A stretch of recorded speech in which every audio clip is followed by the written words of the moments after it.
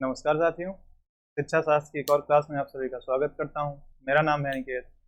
अगर आप चैनल पर नए हैं तो चैनल को जरूर लाइक सब्सक्राइब शेयर करें। शिक्षा शास्त्र विषय से जुड़े हैं तो इसे ज़्यादा से ज़्यादा शेयर करें। तो बीए पार्ट 1 में एजुकेशन की क्लास कंटिन्यू की जा रही है, जिसमें से पेपर 1 के यूनिट 3 चल रहा है। आज क्लास में हमने एजेंसीज ऑफ एजुकेशन की बात की थी, जिसमें से परिवार के बारे में, फैमिली के बारे में बता दिया गया था। स्कूल पे मैं इसे थोड़ा किसी कारणवश ड्रॉप कर दिया था, तो आज क्लास में इसी को टॉपिक को कंटिन्यू करेंगे कि स्कूल एज एजेंसी कैसे कार्य करती है, स्कूल का कॉन्सेप्ट क्या है। ठीक है, जैसे मैंने यहाँ पे लिख रखा है कि स्कूल को हम लोग हिंदी में विद्यालय कहते हैं। अब विद्यालय दो शब्द होता है, विद्या धन आलय से बना है। और इसकी जो डिफिनीशन ये होती है कि विद्यालय वह स्थान है जहाँ पर शिक्षा का आदान प्रदान किया जाता है। यानी कह सकते हो कि विद्यालय एक ऐसा सेंटर है जहाँ पे एजुकेशन को प्रोसेस किया जाता है, गिविंग एंड टेकिंग का। और विद्यालय की अगर हम तोड़ते हैं तो विद्या का मतलब यहाँ पे शिक्षा होता है, आलय का मतलब घर से लिया जाता है। तो मतलब जो कि शिक्षा का घर हो, कई जगहों पे विद्यालय की जगह पे आपको शिक्षालय भी वर्ड मिल जाएगा एज ए समानार्थी। चाहे विद्यालय हो, कई जगहों पे शिक्षालय मिल जाएगा। तो अर्थ इसका यही निकलता है कि जो स्थान विद्या का घर हो या विद्या का केंद्र हो, तो उस स्थान को हम विद्यालय बोलते हैं। ठीक है, तो ये था इसका कॉन्सेप्ट विद्यालय का। अब अगर हम बात करते हैं तो हमारा पहला जो एजेंसी था वो था हमारा होम, फैमिली, परिवार या गृह। परिवार क्या है? अनौपचारिक रूप से आपकी बेसिक एजुकेशन का कॉन्सेप्ट शुरू कर देता है, वो बेसिक शिक्षा आपकी सुधार देता है। बेसिक शिक्षा जब शुरू हो जाती है तो उसके बाद जो आपकी फॉर्मल एजुकेशन शुरू होती है, ठीक है, फॉर्मल एजुकेशन जो शुरू होती है वो स्कूल में ही शुरू होती है। आपकी जो औपचारिक शिक्षा होती है वो कहाँ शुरू होती है? विद्यालय में। और विद्यालय में क्या होता है? सबसे ज्यादा चीज होती है कि इसमें फोकस किया जाता है आपके सर्वांगीण विकास को।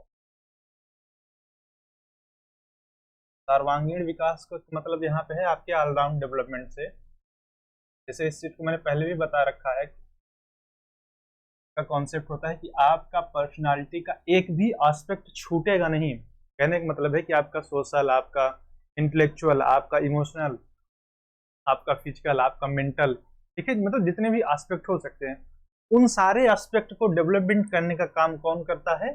स्कूल। और वो शुरू कहाँ से होता है? आपका फॉर्मल एजुकेशन में, जब क्या होता है, आपके सर्वांगीण विकास की बात की जाती है। अगर हम एशियंट इंडिया की बात करें तो शुरुआती काल में हमारे यहाँ जब वैदिक एरा था, वैदिक एरा में क्या था? गुरुकुल प्रणाली हुआ करती थी।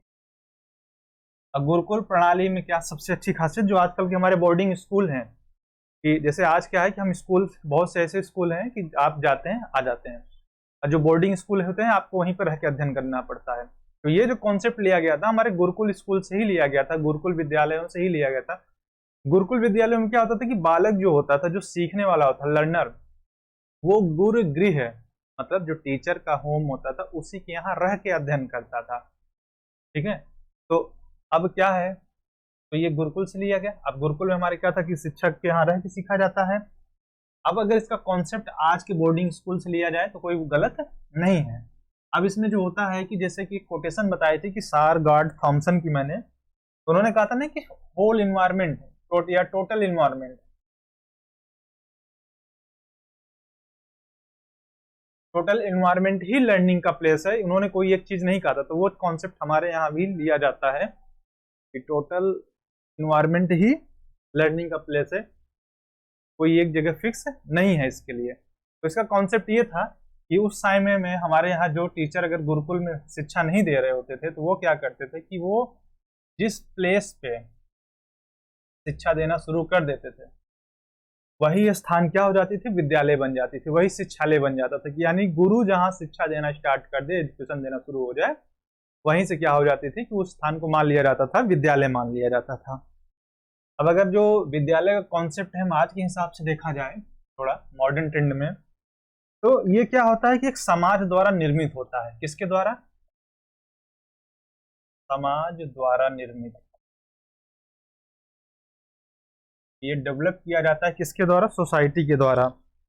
जिसमें क्या होता है कि पीढ़ी दर पीढ़ी, यानी जनरेशन जो जनरेशन होता है, पीढ़ी दर पीढ़ी आपको ज्ञान दिया जाता है, आपको संस्कृति की शिक्षा दी जाती है, आपको नॉलेज दिया जा रहा है, आपको कल्चर की शिक्षा दी जा रही है, आपके अंदर क्या होता है कि अच्छे कैरेक्टर को डेवलपमेंट करने की बात की जा रही है।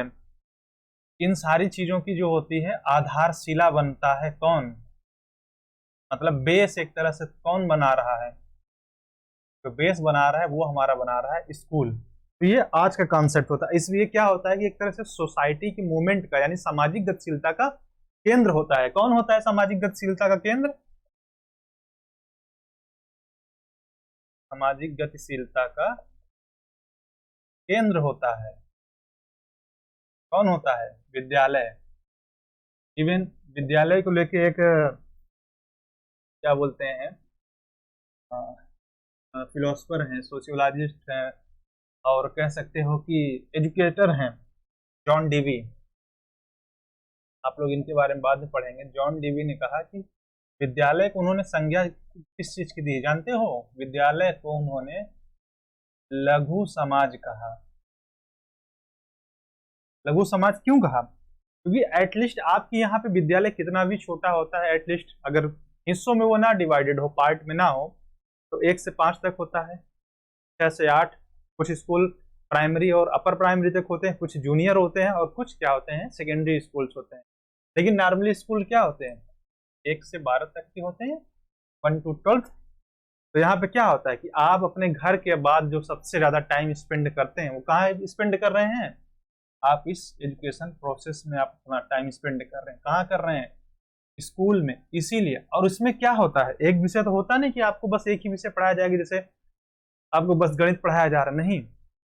गणित, इतिहास, समाजशास्त्र, शिक्षा शास्त्र, दर्शन शास्त्र, बायो, फिजिक्स, केमिस्ट्री, हर विषय आपको पढ़ाया जा रहा है। आप मल्टीपल पर्सनालिटी से मिल रहे हैं, मल्टीपल फ्रेंड्स हैं आपके, और उन सभी के साथ मिलकर आप क्या कर रहे हैं? एक एक्टिविटी कर रहे हैं। इसी कारण क्या था, इसे लघु समाज की संज्ञा दी कि यहाँ एक ऐसा समाज है जहाँ आपको हर तरीके का नॉलेज मिल रहा है, हर तरीके के लोग मिल रहे हैं, और आपका सीखना कंटिन्यूअस चल रहा है।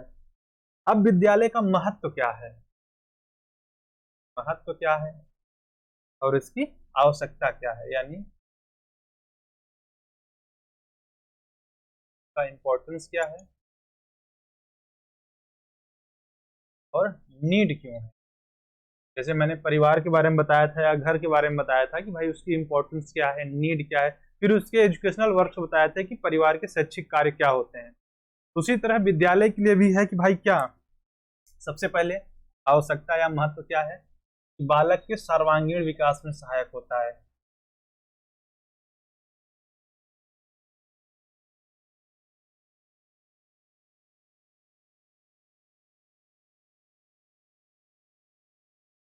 मतलब विद्यालय जो है आपका वो क्या कर रहा है, बालक का ऑलराउंड डेवलपमेंट करने में हेल्प कर रहा है। पहली चीज हो गई कि भाई बालक के सर्वांगीण विकास में क्या हो रहा है, हेल्पफुल हो रहा है। पहला पॉइंट हो गया। दूसरा पॉइंट इसी तरह नोट कर लीजिए, ये बालक को बहुमुखी शिक्षा प्रदान करते हैं।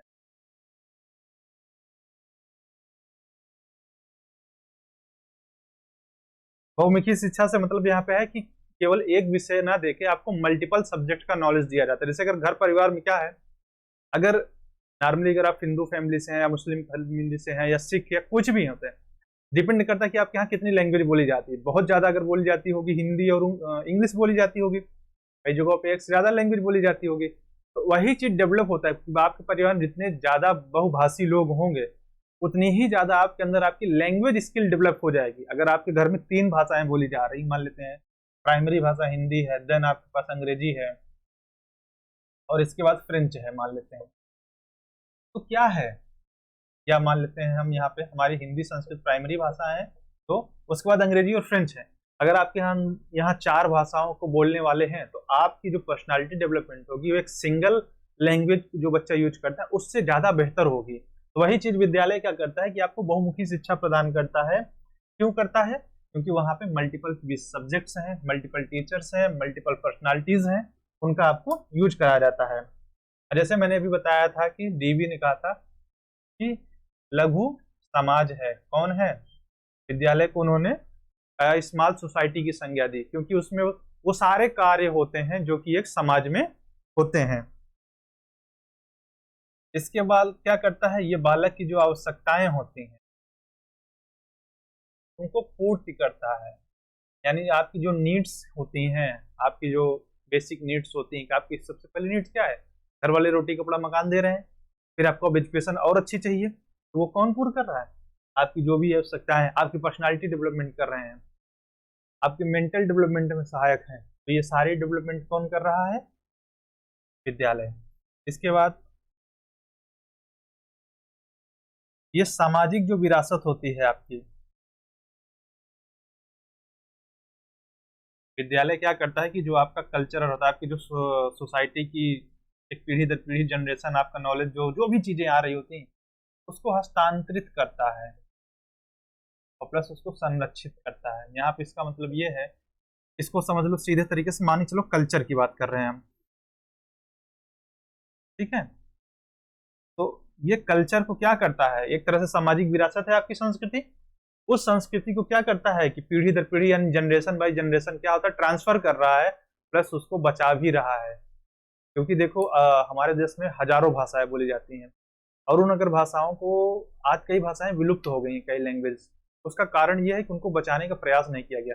लेकिन एजुकेशन यहाँ पे क्या कर रहा है, आपकी सामाजिक विरासत को हस्तांतरित कर रहा है और उनको बचा भी रहा है, संरक्षित भी कर रहा है, कि पीढ़ी दर पीढ़ी आपको नॉलेज दिया जा रहा है आपके कल्चर का, आपकी चीजों का, लेकिन उनको बचाया भी जाता है। और एक सबसे अच्छी चीज होती है ना कि आपको एडजस्ट करना सिखाया जाता है, आपको समायोजन करना सिखाया जाता है कि आप किसी भी परिस्थिति में सरवाइव कर पाए। अगर आप परिस्थिति को अपने अनुसार नहीं कर पा रहे हैं तो मौजूदा सिनारियों को देखते हुए, तत्कालिक नीड्स को, प्रेजेंट की सिचुएशन को समझते हुए क्या करें, उस सिचुएशन में आप ढल जाएं। तो ये चीज करने का जो काम होता है वो कौन कर रहा है, विद्यालय कर रहा है।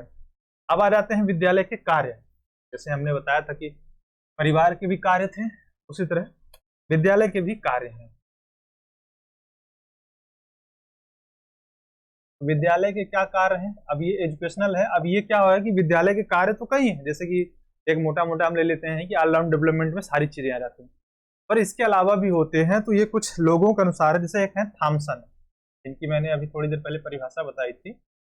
थॉमसन थॉमसन ने जो कार्य गिनाए थे वो कुछ इस तरीके से थे कि आपका बौद्धिक विकास करना, यानी इंटेलेक्चुअल डेवलपमेंट करना, बौद्धिक विकास के बाद आपका चारित्रिक विकास करना, यानी आपका कैरेक्टर डेवलपमेंट करना, चारित्रिक विकास के बाद आपका सामुदायिक विकास करना, यानी सोसाइटी के साथ रहना सिखाना का आपको है। तो ये जो तीन उद्देश्य हैं, ये हैं थॉमसन के अकॉर्डिंग। अब इन चीजों को आप डिटेल में अपने से लिख सकते हैं, इसमें ऐसा कुछ है नहीं कि एक्सप्लेन किया जाए। भाई इंटेलेक्चुअल डेवलपमेंट का मतलब है कि जितने भी इसके बुद्धि के पक्ष होते हैं, ठीक है, आपकी थिंकिंग की एबिलिटी हो जाती है, ठीक है, आपके प्रॉब्लम सॉल्विंग की एबिलिटी हो जाती है। बस इसी तरह इन चीजों को थोड़ा सा एक्सप्लेन कर दीजिए। तो ये जो बताया था, किसने बताया था, थॉमसन ने। थॉमसन के बाद ब्रू बेकर हैं, ब्रू बेकर, इन्होंने भी इसी तरह कुछ उद्देश्य बताए। सबसे पहले संरचनात्मक कार्य है, जो अभी मैंने लास्ट में बताया। संरचनात्मक का यहाँ पे मतलब है कि आपका प्रोटेक्टिव, आपको बचाने का काम है। किस चीज का, एजुकेशन को, आपको। ये कौन कर रहा है, स्कूल के लिए। दूसरा चीज है प्रगतिशील, प्रोग्रेसिव है आपके लिए। और लास्ट में इन्होंने बताया कि निष्पक्ष रहना। निष्पक्ष का मतलब यहाँ पे न्यूट्रल रहने से है कि विद्यालय के कार्य क्या होते हैं, जब शिक्षा दिया जाए तो आपकी शिक्षा का संरक्षण भी किया जाए, आपका संरक्षण किया जाए। प्रगतिशील है कि जो नई नई चीजें, नए नए टर्म्स आ रहे हैं उनको भी हम लेके चलते हैं। ऐसा नहीं कि हम पुरानी चीजों को ही फॉलो अप करते जा रहे हैं, नई चीजों को एक्सेप्ट नहीं करें। जो न्यू थिंग्स आ रही हैं, न्यू टेक्नोलॉजी आ रहे हैं, न्यू टीचिंग मटेरियल्स आ रहे हैं, न्यू टीचिंग एड्स आ रहे हैं, उन हर चीज को हम यहाँ पे यूज करेंगे। और निष्पक्ष का मतलब यह है कि हम किसी के साथ कोई भी पार्शियलिटी नहीं करेंगे, किसी भी प्रकार का भेदभाव नहीं करेंगे। हम सबके साथ एक जैसा बिहेवियर करेंगे, जिससे क्या हो, किसी को ये ना लगे कि मेरे साथ गलत किया जा रहा है। इसके अलावा एजुकेशन को यहाँ पे दो तरीके से और डिवाइड किया जाता है। एक औपचारिक, फॉर्मल,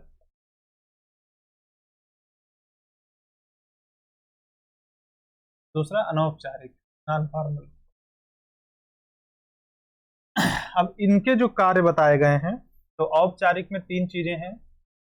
आपका बौद्धिक, जो मैं पहले भी बता चुका हूं, बौद्धिक के बाद इसमें दूसरा आ जाता है आपका चारित्रिक,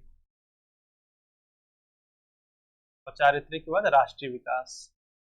यहाँ पे ये एक चीज नहीं है। अब राष्ट्रीय विकास क्या है कि भाई बौद्धिक डेवलपमेंट हो गया, आपका कैरेक्टर डेवलपमेंट हो गया।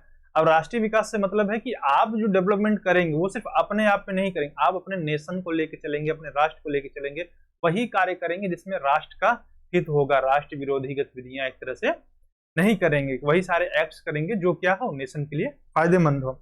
और अनौपचारिक तरीके से कैसे आपका ये विकास करता है, यहाँ पे देख लेते हैं। पॉइंट 1 पे हम देखते हैं कि आपका शारीरिक डेवलपमेंट की बात करता है, आपकी फिजिकल डेवलपमेंट की बात करता है। कि ऐसा नहीं कि आपका फिजिकल एस्पेक्ट हम छोड़ देंगे, सिर्फ हम यहीं पे रहेंगे, नहीं।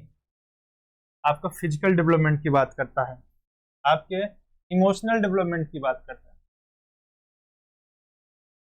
कि आपको संवेगिक रूप से स्थिर रखा जाए। कई बार क्या होता है ना कि कुछ बच्चे क्या होते हैं या कुछ लोग होते हैं जो क्रोधित बहुत जल्दी हो जाते हैं, कुछ बच्चे बहुत जल्दी रोने लग जाते हैं, कुछ बच्चे झगड़ा बहुत जल्दी कर लेते हैं। तो ये क्या है, ये चीजें क्यों होती है, क्योंकि आप इमोशनली बैलेंस नहीं है। तो आपको बैलेंस करने का भी काम कौन करता है, आपका एजुकेशन करता है। इसके अलावा आप सोचिए एक आध पॉइंट।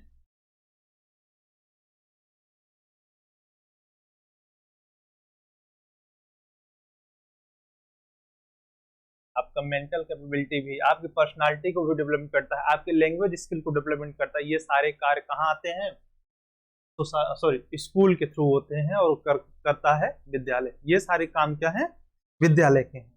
तो यहाँ पे ये टॉपिक खत्म होता है। नेक्स्ट क्लास में हम स्टेट एंड सोसाइटी दोनों को एक साथ कवर कर देंगे कि स्टेट का क्या कार्य है या नीड क्या इंपॉर्टेंस है, उसका क्या कॉन्सेप्ट है, और विद्यालय सॉरी समाज का, यानी स्टेट और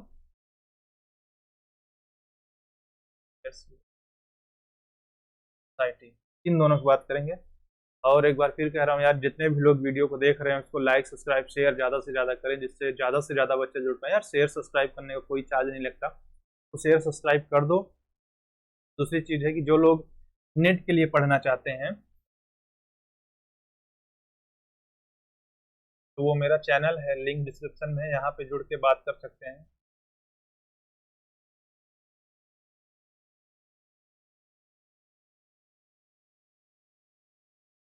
चैनल पे जुड़ें और लिंक डिस्क्रिप्शन में दिया गया है, तो वहाँ पे आप बात कर सकते हैं।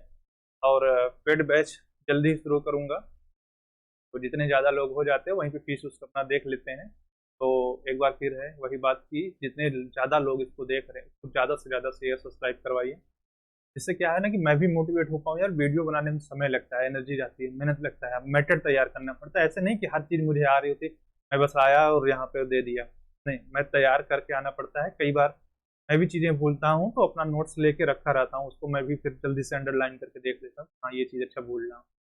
तो फिर है कि आप लोग भी इसको ज़्यादा से ज़्यादा शेयर सब्सक्राइब कराएं और ज़्यादा से ज़्यादा लाइक्स दिलाएं। Thank you.